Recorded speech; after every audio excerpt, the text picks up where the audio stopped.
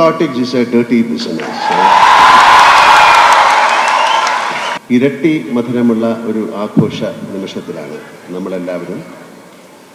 ഒരു ദേശത്തിൻ്റെ പ്രിയപ്പെട്ട പുത്രൻ ഒരു നാടിൻ്റെ തന്നെ മുഖ്യനായി മാറിയ അനർഘ നിമിഷം. ഈ നിമിഷത്തെ അഭിസംബോധന ചെയ്ത് എന്ത് പറയണം എന്ന് എനിക്ക് കൃത്യമായ ഒരു രൂപമില്ല. എന്നാലും ഞാൻ എഴുതി വെച്ച കുറച്ച് കാര്യങ്ങൾ പറയാം. ഞാൻ അടക്കമുള്ള മലയാളികളുടെ പ്രതീക്ഷകളുടെ ഭാരം എത്രയുണ്ട് എന്ന് പ്രിയപ്പെട്ട സതീശൻ സാറിനിപ്പോൾ അറിയുന്നുണ്ടാവാം. അത്രമാത്രം പ്രതീക്ഷകളോടെയാണ് കേരളം അദ്ദേഹത്തെ മുഖ്യമന്ത്രിയായി അവരോധിച്ചത്. ഒരാളെ മുഖ്യമന്ത്രിയാക്കാൻ വേണ്ടി നാടൊന്നായി മുറവിളി കൂട്ടിയ അനുഭവം കേരള ചരിത്രത്തിൽ തന്നെ വിരളമായിരിക്കും.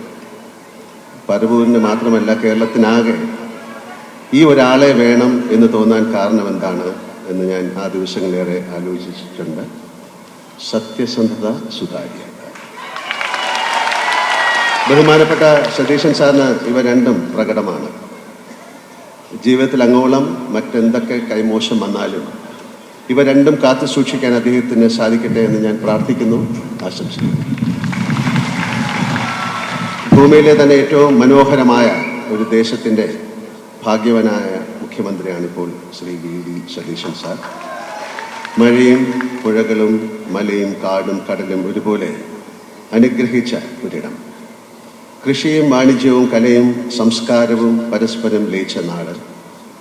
തൊഴിലിൻ്റെ ഭാഗമായി കേരളത്തിൽ അങ്ങോളം ഇങ്ങോളം യാത്ര ചെയ്യുന്ന ഒരാളാണ് ഞാൻ. അപ്പോഴെല്ലാം ഈ നാടിനെയും അതിൻ്റെ അമൂല്യമായ സമ്പത്തിനെയും വേണ്ട രീതിയിൽ ഉപയോഗിക്കാൻ നമുക്ക് സാധിച്ചിട്ടുണ്ടോ എന്ന് ഞാൻ സംശയിച്ചിട്ടുണ്ട്.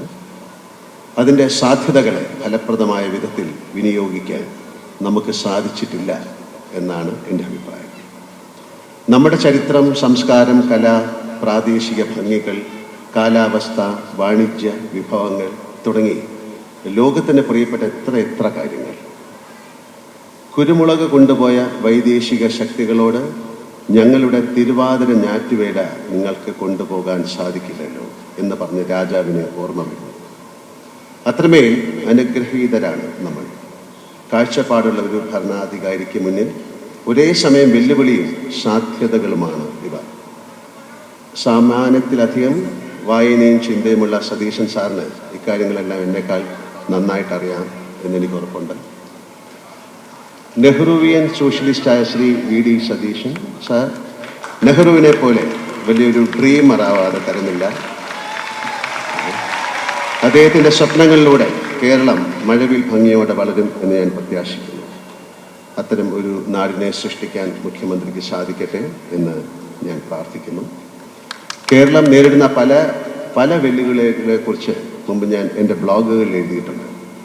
എന്നോട് തന്നെയുള്ള സംസാരങ്ങളായിരുന്നു ആ എഴുത്തുകൾ. ശുചിത്വം, പൗരബോധം, റോഡ് സംസ്കാരം, നിശബ്ദരായ മനുഷ്യരുടെ സഹനങ്ങൾ, ആരോഗ്യ മേഖലയിലെ പ്രശ്നങ്ങൾ തുടങ്ങിയ ഒരുപാട് കാര്യങ്ങൾ. പരിസര ശുചിത്വത്തെക്കുറിച്ച് ഞാൻ എപ്പോഴും പറയാറുള്ളതാണ്. മഴയും മഞ്ഞും വെയിലും മാറി മാറി വരുമ്പോൾ എത്ര രോഗങ്ങളാണ് കേരളത്തിൽ താവളമടിക്കാറുള്ളത്. ഇതിന് പലതിനും കാരണക്കാർ നമ്മൾ തന്നെയാണ് എന്നതാണ് സത്യം. ഒരു യുദ്ധത്തിൽ മരിക്കുന്നതിനേക്കാൾ മനുഷ്യർ കേരളത്തിലെ റോഡുകളിൽ ഒരു വർഷം മരിക്കുന്നു എന്ന് ഞാൻ ഞെട്ടലോടെ ഒരിടത്ത് വായിച്ച കാര്യം ഞാൻ ഓർക്കുന്നു. മരിച്ചവരെക്കാൾ അധികമാണ് ഗുരുതരമായ പരിക്കേറ്റ് വീടുകളിലേക്ക് ഒതുങ്ങി ജീവിതം തകർന്ന് കഴിയുന്നവർ. ഈ രണ്ട് കാര്യങ്ങൾ ബഹുമാനപ്പെട്ട മുഖ്യമന്ത്രിയുടെ മുന്നിലേക്ക് എൻ്റെ ആകുലതകളായി വയ്ക്കുകയാണ്. ആളെ കൊല്ലുന്ന റോഡുകളിൽ നിന്നും നാടിനെ നശിപ്പിക്കുന്ന മാലിന്യങ്ങളിൽ നിന്നും കേരളത്തെ രക്ഷിക്കാൻ നമുക്ക് സാധിച്ചാൽ അത് വലിയ ഒരു ചുവടുവെപ്പായിരിക്കും. മറ്റൊന്ന് മയക്കുമരുന്നാണ്. Narcotics is a dirty business എന്ന് എൻ്റെ ഒരു കഥാപാത്രം പറയുന്നുണ്ട്. കേരളത്തിൽ ഇപ്പോൾ മയക്കുമരുന്ന് ഒഴുകുകയാണ്.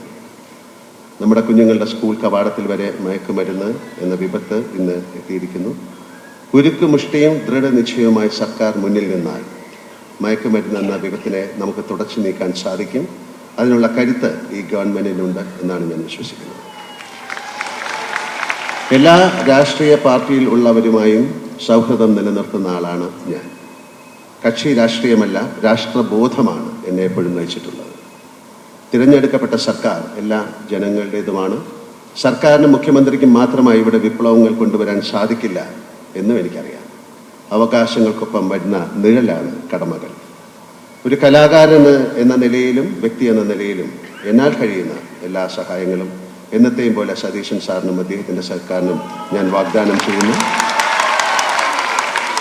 ഇത്തരത്തിൽ ചെറുതും വലുതുമായ ഒരുപാട് കരങ്ങൾ പ്രിയപ്പെട്ട സതീശൻ സാറിനോടൊപ്പമുണ്ട്. എന്തിനും തയ്യാറായി ഞങ്ങൾ കേരളീയർ താങ്കൾക്കൊപ്പമുണ്ട്. ധീരമായി ഞങ്ങളെ മുന്നിൽ നിന്ന് നയിക്കുക. നമുക്കൊന്നായി ഈ കേരളത്തെ മാറ്റിയെടുക്കാം. അതിൻ്റെ പരാധീനതകളെ മറികടക്കാം. Shri V D Satheesan sir മുഖ്യമന്ത്രിയായി ചുമതലയേറ്റപ്പോൾ എന്തുകൊണ്ട് എൻ്റെ മനസ്സ് ആധുനിക സിംഗപ്പൂരിൻ്റെ സൃഷ്ടാവ് ലീ ക്വാൻ യുവിൻ്റെ ജീവിതം തെളിഞ്ഞു. ഞാൻ നിരന്തരം യാത്ര പോകുന്ന ഒരു സ്ഥലമാണ്, ഒരു രാജ്യമാണ് സിംഗപ്പൂർ. എനിക്കവിടെ ഒരുപാട് സുഹൃത്തുക്കളുണ്ട്, നല്ല സുഹൃത്തുക്കളുണ്ട്.